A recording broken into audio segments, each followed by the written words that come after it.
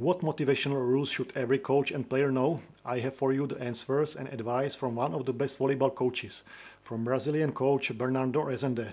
Bernardo Rezende is the most successful volleyball coach in the history of volleyball with more than 30 titles from men's and women's competitions. He is the biggest personality influencing the development of volleyball in Brazil. So these rules should every player and coach know. We need motivation in volleyball as a players, and coaches should know much more about motivation since they are guiding us in our volleyball journey. They teach us how to play volleyball, they have an influence on us in many ways. In our volleyball life, we spend a lot of time with coaches. So coaches are kind of teachers in volleyball and they should be skilled in many areas. And how to motivate players is one of them. What exactly is motivation? Motivation is an inner motive that stimulates a person's actions towards something. It's what drives us forward. Motivation can be activated internally or from the external environment. I'm also speaking about motivation in my videos as one of the elements influencing the performance of a volleyball player. The goal of motivation is to activate individual players, stimulate their internal driving forces and direct their behavior to achieve a certain goal. For a sports team, motivating individuals is one of the key success factors. In individual teams, motivation creates and stimulates the players' inner interest, willingness and desire to engage in fulfilling the task and goals entrusted to them for the team. The meaning of the word coaching is to bring a person from where he is to where he wants to be. A good coach can not only motivate his team, but above all, he can inspire the team and players. That's why the art of motivating is one of the skills coaches need.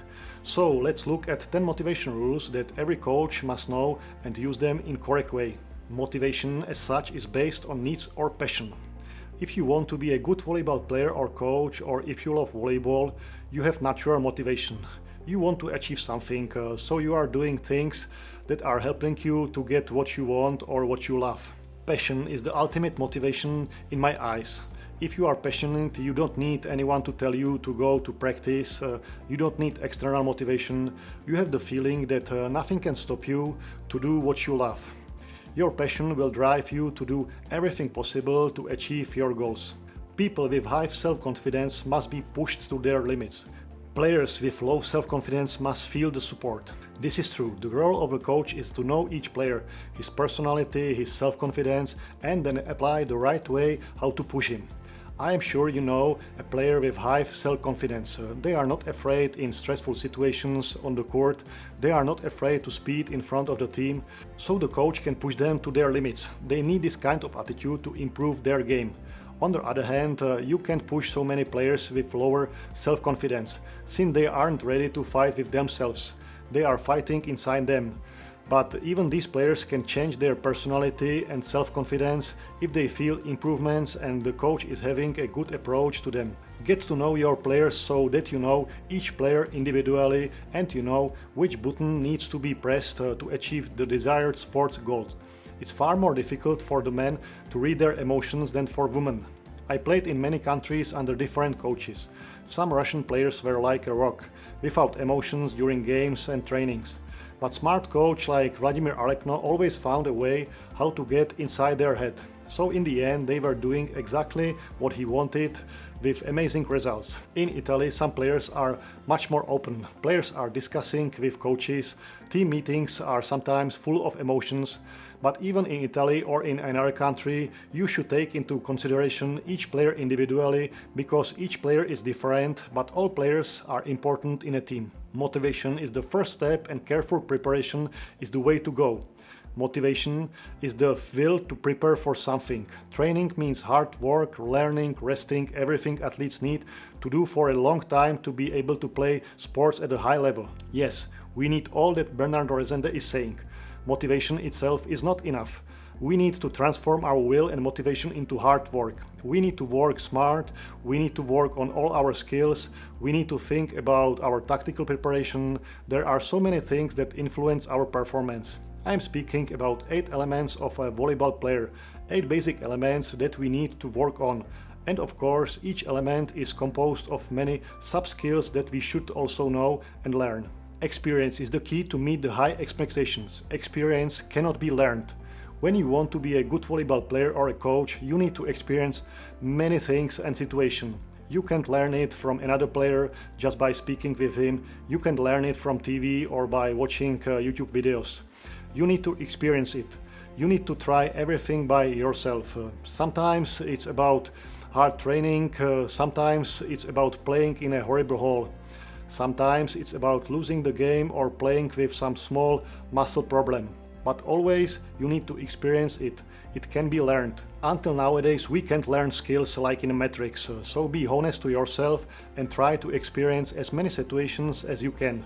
The more experiences you have, the better chance you have for achieving your expectations. Crises are the best opportunities. Yes, I completely agree. When you are winning, everything is perfect. The team is celebrating victories.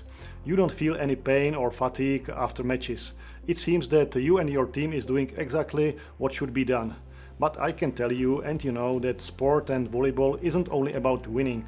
We are losing games, we are sometimes in crisis, and these moments are showing us the real face of ourselves, the real face of our teammates and coaches. We should learn from these difficult times, prepare for the next crisis and be stronger once they come. Become a player or a coach which will be good in these crises, but again, you need to experience these situations, so don't try to avoid them, experience them and learn from them. The coach is the loneliest person in sports. If you are a coach, be ready for this. If you are a volleyball player, think about this. When I was speaking with another famous volleyball coach, Roberto Piazza, he told me something similar. Coach is here for players, not players for a coach. And the coach is here for helping player. But once the game starts, only players are playing the game. So coach should find ways how to help the players. Coach has to make decisions and sometimes these decisions aren't popular. Sometimes coach has to say to the player, thank you for your work, but I don't need you anymore. Coach is trying to make his best for a team, but he can't discuss everything with the players on the bench during the game. He has to make decisions by himself. The leader must make difficult decisions. If they are right for the team, the rest will follow. I was speaking about unpopular coach decisions a few seconds ago. Coach is here to lead the team, to think about everything related to the team, to think about every individual player. Coach has to think also about opponents, fans, presidents of clubs. His main goal is to play the best possible volleyball with his team and to win a game or even competitions. He has to be a leader, but not by showing his team that I am the boss. No, players should follow him since they trust him, since they know he is doing the best for the team. They should respect him, then he will be a real leader and they will agree even with his unpopular decisions. If you make a mistake, admit it and say sorry. After all, we are all human. You can't expect from a coach that he will be perfect. Also, coaches are doing mistakes. Let's be honest. We as players are doing many mistakes in a game.